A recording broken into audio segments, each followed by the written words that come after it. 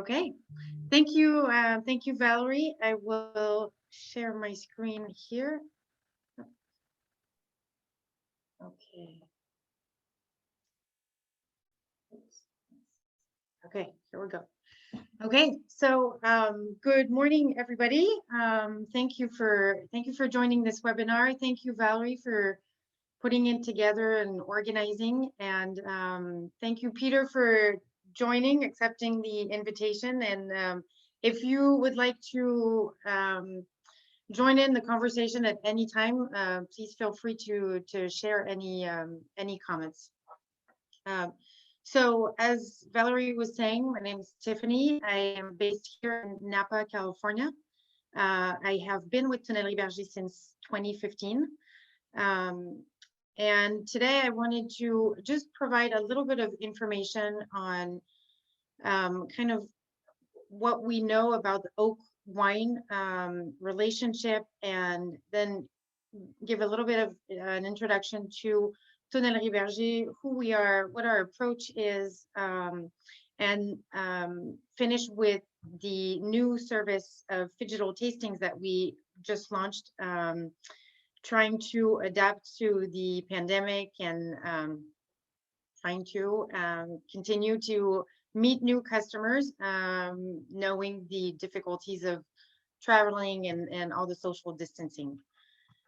So a quick intro about the Cooperage. So Tonnellerie Berger is an artisanal cooperage. We are based in Verteuil, which is in the Médoc region of France. We have a yearly production of about 7,000 barrels. The cooperage was established in 1954 by the Berger family, and then it changed ownership in 2014. We have a team of 10 master coopers in the cooperage producing the barrels. And then our sales team is in France, of course, but we also have representation in South Africa, in New Zealand, and Chile, Australia, and then I'm managing here in the US.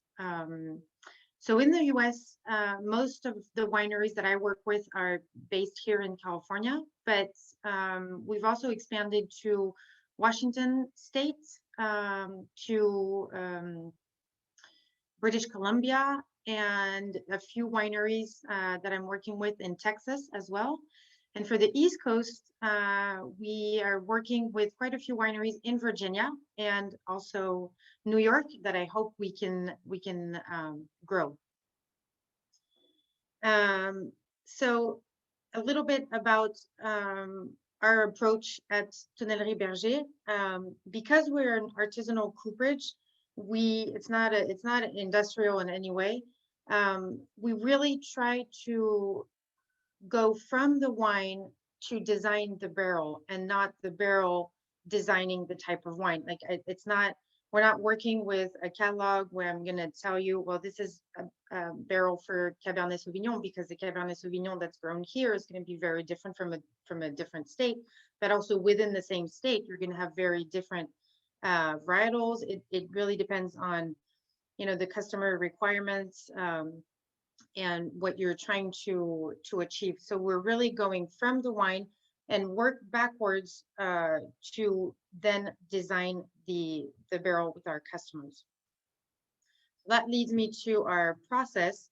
So our process, because we put the customer at the, really at the heart of our thinking, it's really important that we get to know our customers and that we bring them our know-how from the cooperage and our knowledge of the oak wine relationship. But it's also very important that we get to know and taste our customers, understand the wines that they're growing, what the goals are. And so it's really important to taste and have that relationship with our customers.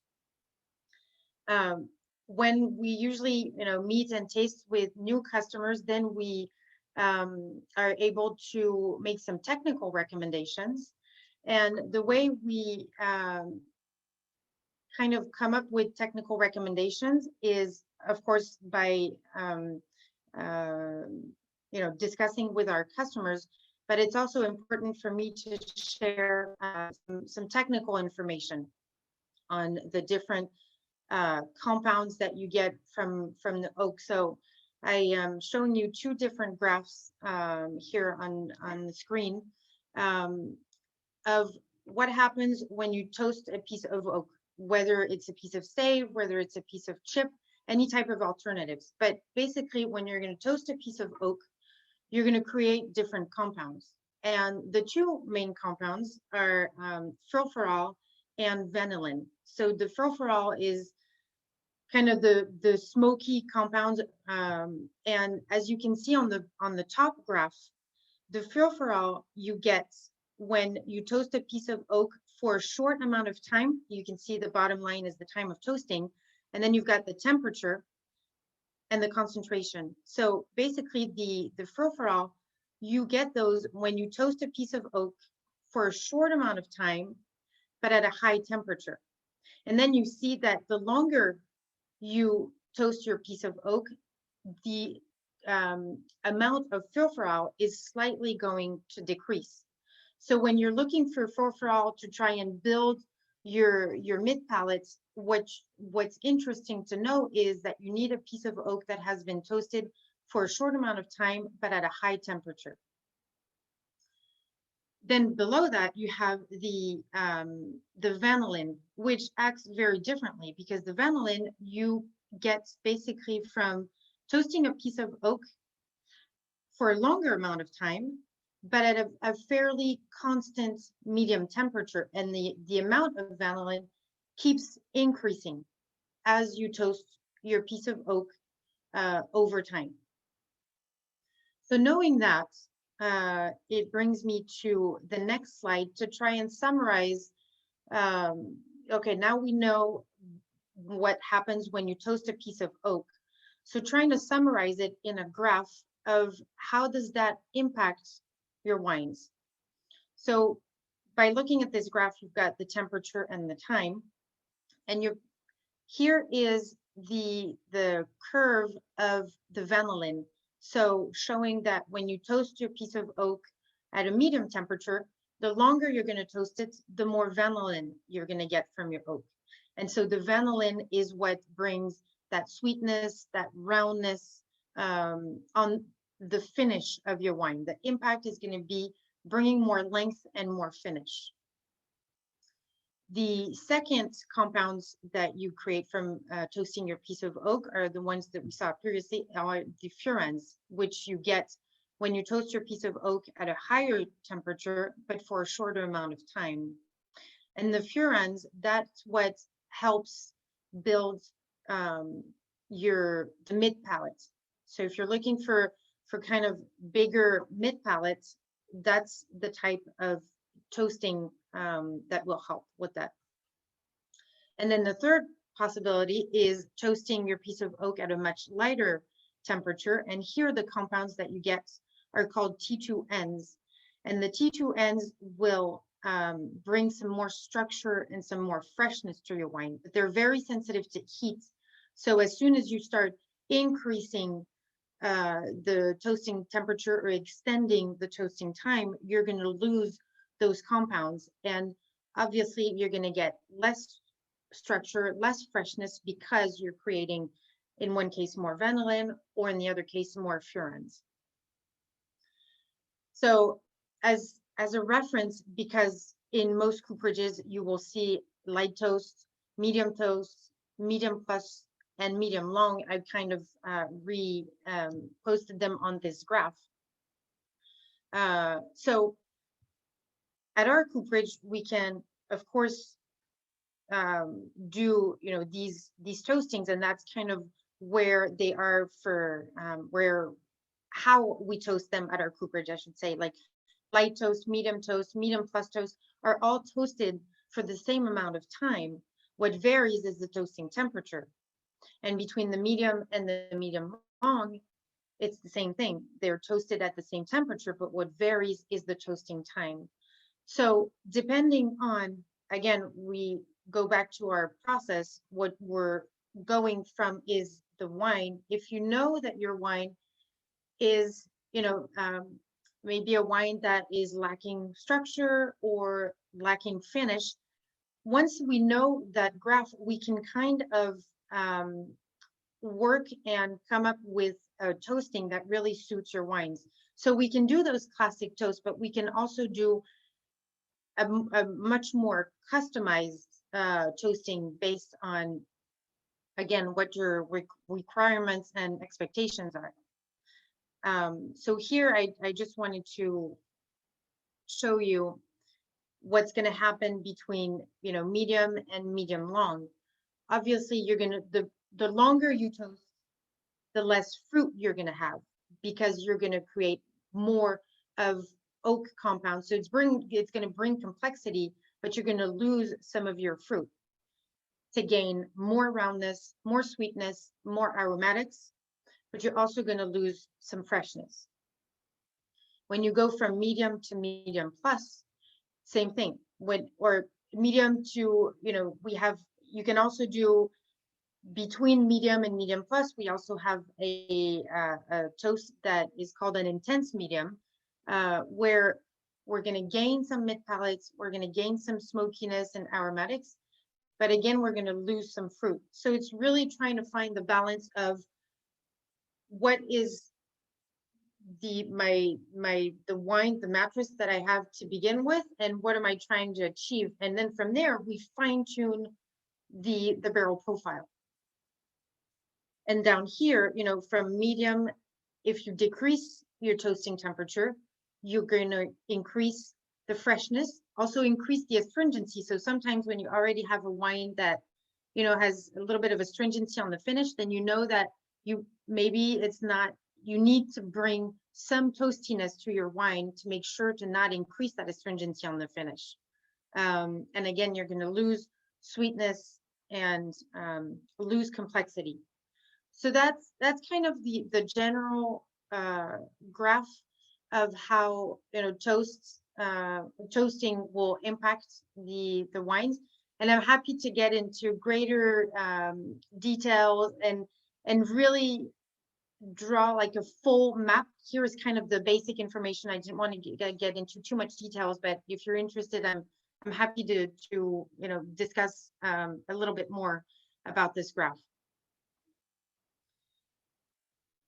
So I wanted to come back to our process. Now that I've kind of shown you the knowledge about the oak wine relationship, that's how we are able to make some technical recommendations once we've tasted the wines with our customers and are able to really understand what we're working with and what the goals are.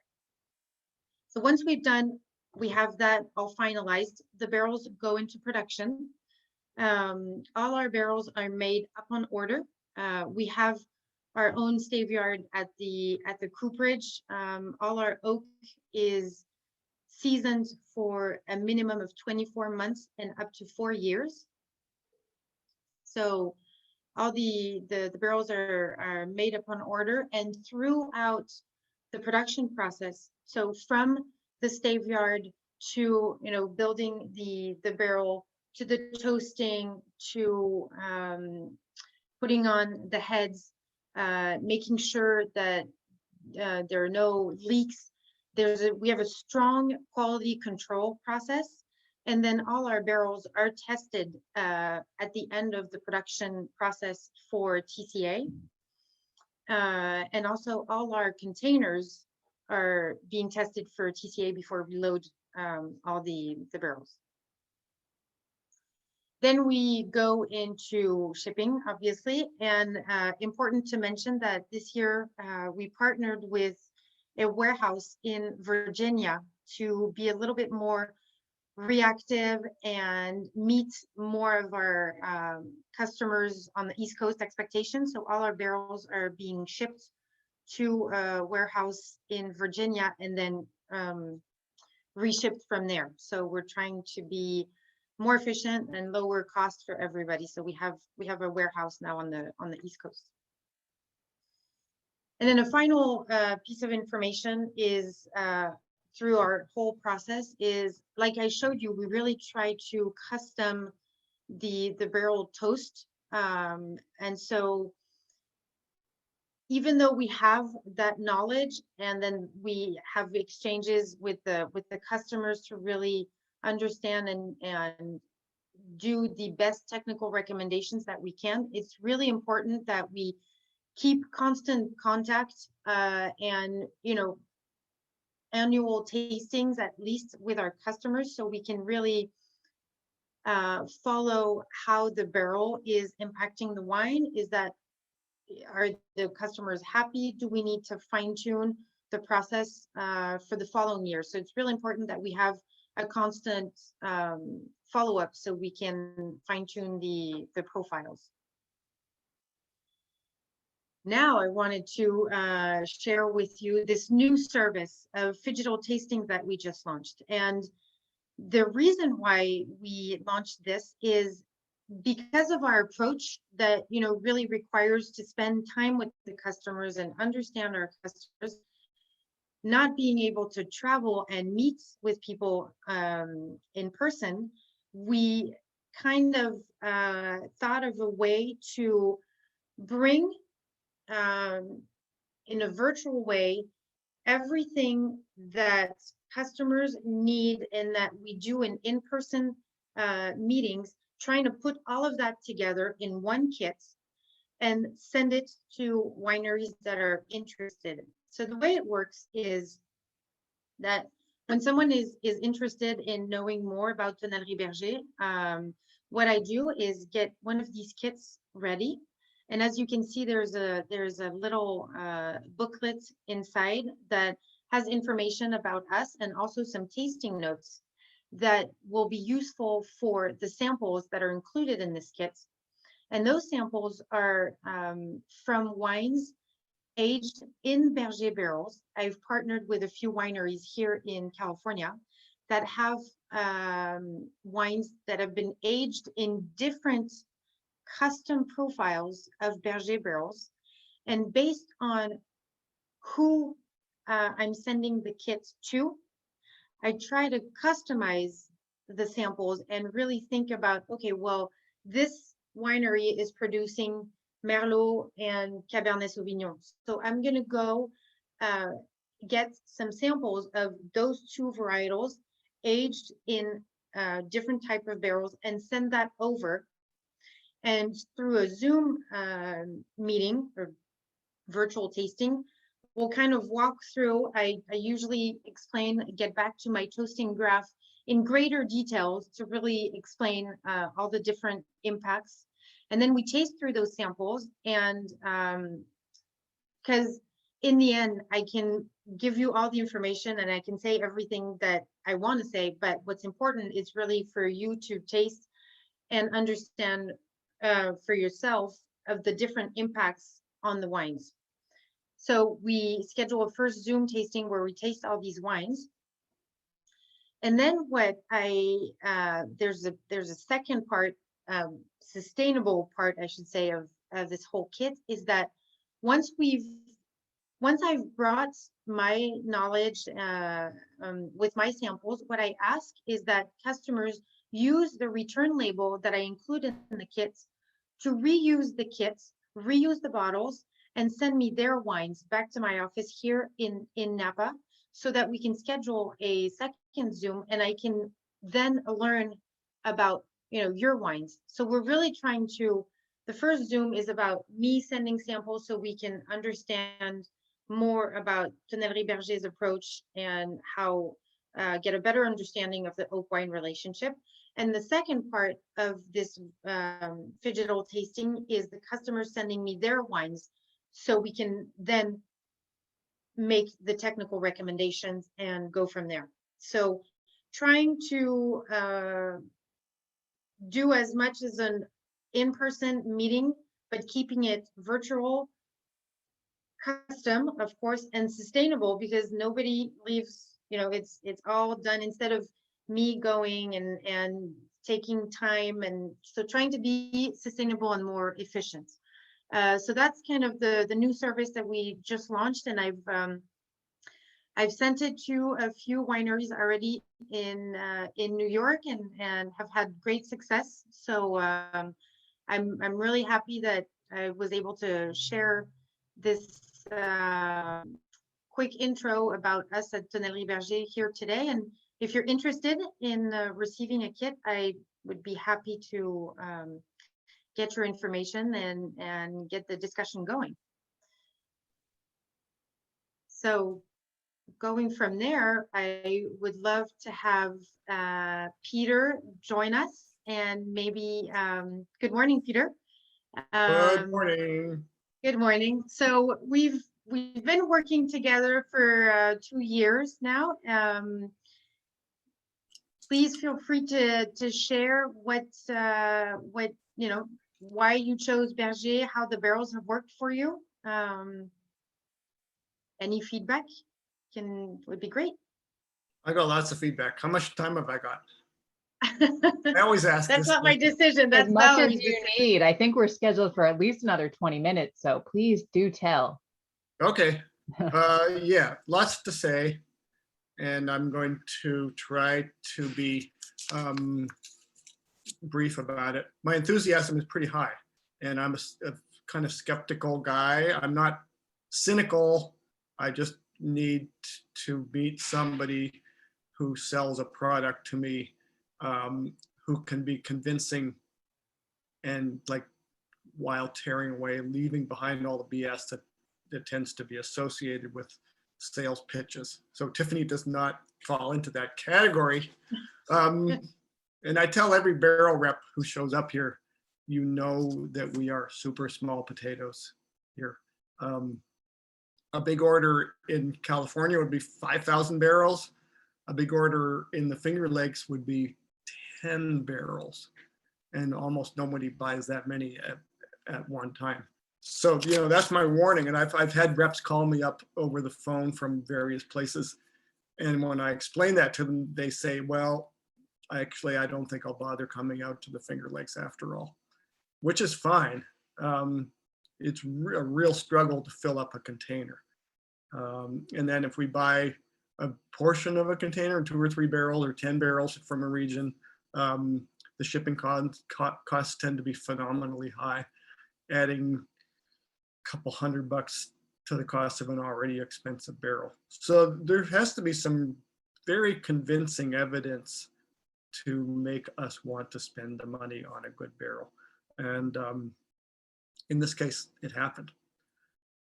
In the old days, I've been around here for 31 years now, throughout the 90s generally, barrel reps were very nice people, but there was nobody on the in the company's roster who was an enologist or winemaker or a former winemaker or who had real tasting expertise. So this is going way back. People would say, here's what I got, you know, Nevers, Allier, Center of France, Vosges, which one do you want? And I would say, well, you know my wines. What would you recommend? And they say, well, there's this Vosges one and there's this Nevers one. Which one do you want? Luckily, those days have come and gone. So the best barrel reps, before they even show you anything about their barrels, will say, may I please taste your wines? And I can tell when someone is doing this with a level of expertise versus someone who is not doing that. And Tiffany was very good at showing up and saying, let me see what you have. Let me taste your roster of wines. And then asking lots of questions. You know, I can see why. She would say, well, I can see what you're aiming for here. I can see what you don't like. And I would say, yes, I would agree. There's certain things that winemakers are looking for in barrels if they're halfway intelligent, and an equally important list of things that they are not looking for. So I have had reps who say, you know, the guy across the lake has bought quite a few of my barrels. Why don't you buy some? And I would say, because I'm a very brutally honest guy, well, I tasted those wines and I don't like the resiny oaky thing. I don't like the barbecue thing. I don't like the meat. I don't like the harsh tannins. I hate the cocoa thing. You know, all power to the person who chose those barrels, but that's not for me.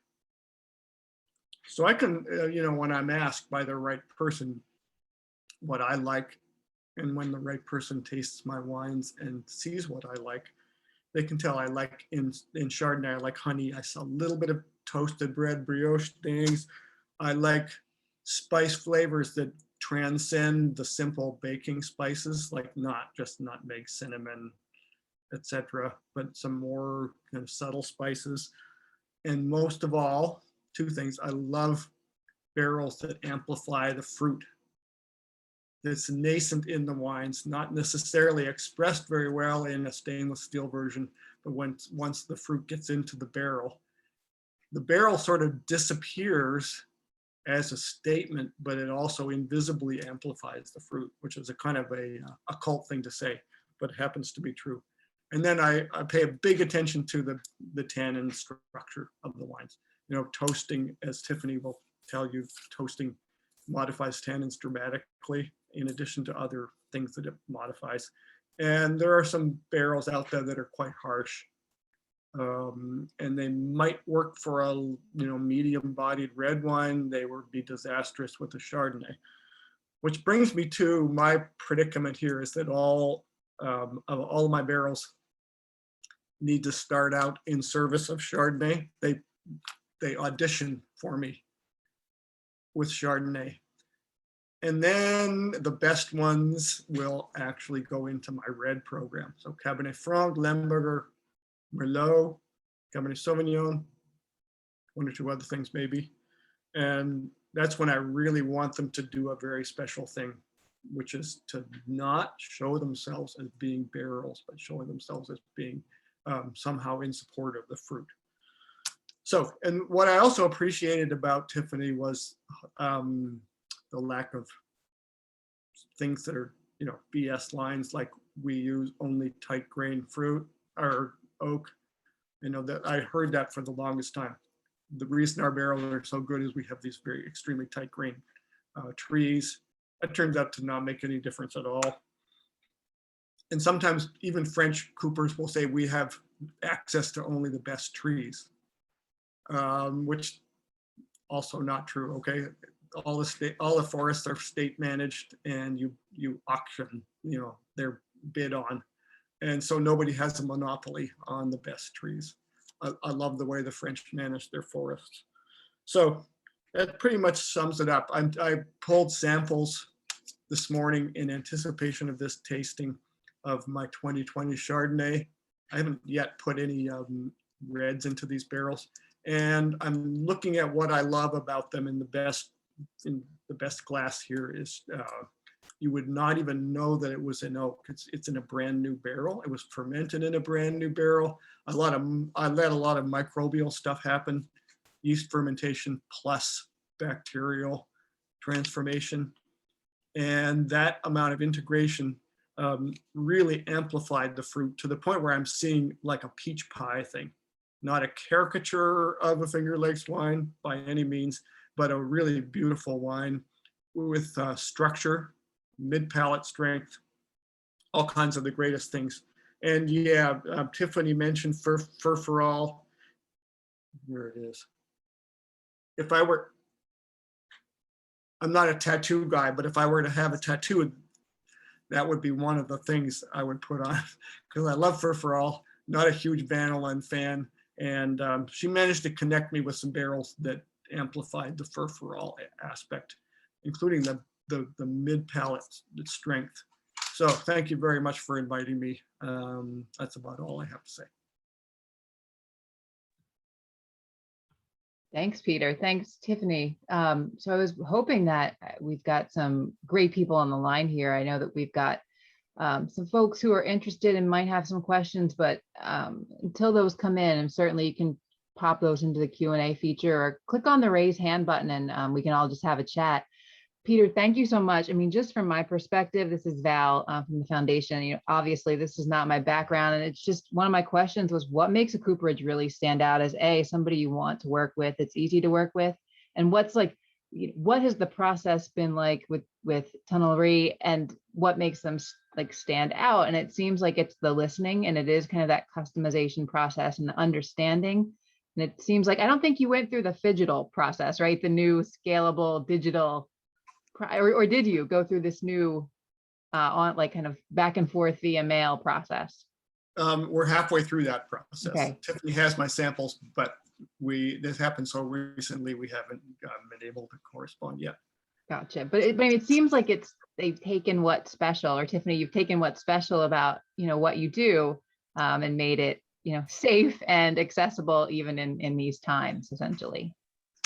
Exactly. I mean, that's the whole thinking that went behind this, was to how do we maintain the customer relationship and really show the customer we're there, because I don't have, and I don't want to, we don't send out a catalog and a price list and then come back, a month later and say, okay, I'm here to pick up your order. We're not in that type of business at all. And so it was really a handicap to not be able to go meet people at the wineries and really, explain our process and listen to them and ask questions. And everybody went all the way to virtual and Zoom, and I there's Zoom fatigue as well. So it was trying to, okay, find a good fit and put something together that it has to be virtual, but let's try to make it as live as possible. And so this kit was kind of the good idea. Really, the main, or I should say the primary idea of the kit was continue our growing process. And really the kit was initially designed to reach out to new customers. And then, as the pandemic continues, we're also using it. And that's why Peter is saying he's only been halfway through, is that I'm also using it with active customers, who are far and we can't really travel to send the kit and have them send me their wine, the 2020 wine that is currently in barrels, so we can, as part of our, the follow-up process, and see where we are at. Currently we're 7 or 8 months of aging. How are the barrels doing? Are you happy? And make sure and see, do we need to fine tune and adjust a little bit for this year? So the kit initially started as really a new tool to outreach to new customers, has now grown into this tool for all of our customers. So it's been very interesting. And I in New York, I did kind of a full circle with Roman Roth at Wolfer Estates, and where I sent him the kit and then he sent me the kit back with his wines. I also did that with the team at Jamesport, and so far has been very successful. So it's been a good process, and really trying to maintain the customer relationship, and customer service is really part as well of our cooperage, of our job, making sure that customers are happy and that we're listening to customers. I'm not here to tell you, oh, you're making this wine, this is what you need. Right.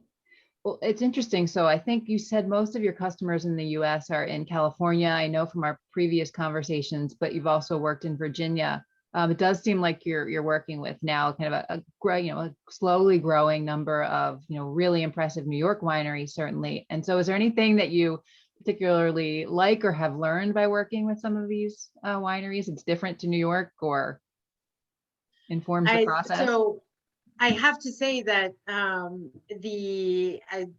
I have enjoyed the wines from New York, very different from what I taste here in California, much closer to, what I'm used to seeing in France than here. And I think what's really interesting about going to all these places is, you know, all the constraints that winemakers have that I think California winemakers don't, you know, we're kind of in our bubble, and there's hardly no bad vintages in California besides fire episodes, of course, but there's so much more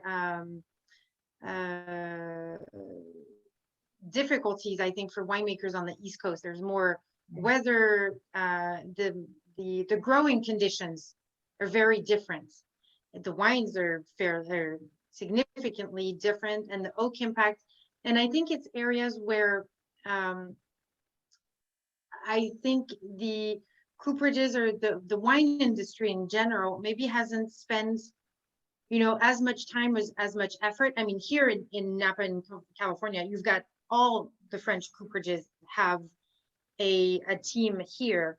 In those areas, I feel like people are not given the same attention.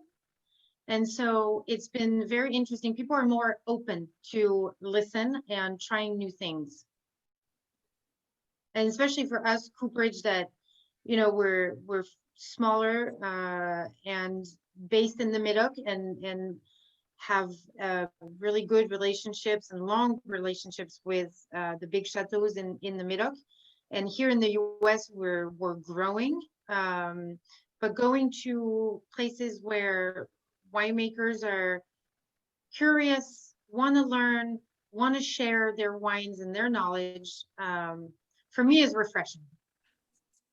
Well, that's great to hear. And we're so happy to kind of welcome you and have you as a part of our community, and happy to hear that you're, you know, interested in working with, even if our orders are large at 10 barrels, you're still interested in the artistry and the challenge and the wonderful world of winemaking in New York, because we certainly love it. And we're happy to have you guys as business members. And hopefully, folks, if you have questions, we'll send out this recording. And Tiffany, I think your contact information as well, just in case people want to kind of take that next step and ask a couple questions that might be specific to their own circumstances. And Peter, Yeah, thank you. This was wildly informational and educational for me. So I appreciate you joining us for this. My pleasure. Awesome. Well, thank you both. And thanks for everybody for being here. If I don't see any further questions, but we know someone's going to go out and get a new tattoo, I see. So hopefully we'll see that at our next either Classic or Bev New York in person. So we can all share. All right, great. Thank you guys so much, and have a wonderful rest of your day. Thank you so Okay. much, Valerie. Take care. Bye. Bye-bye. Bye-bye.